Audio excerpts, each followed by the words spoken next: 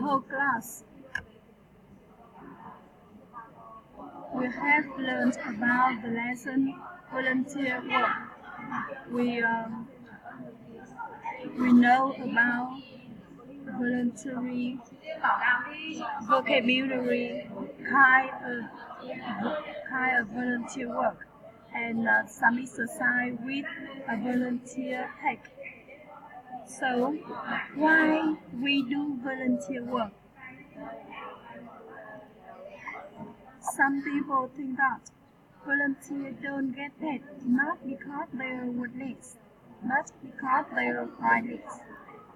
Others say what we do for ourselves dies with us. What we do for others and the world remains and is immortal.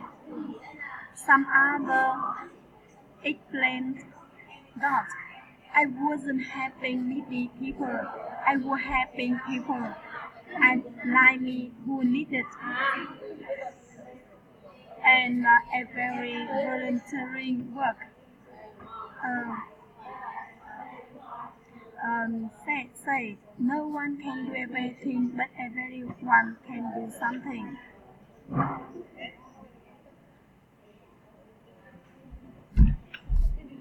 But why do you do volunteer work? What are you doing? Tell,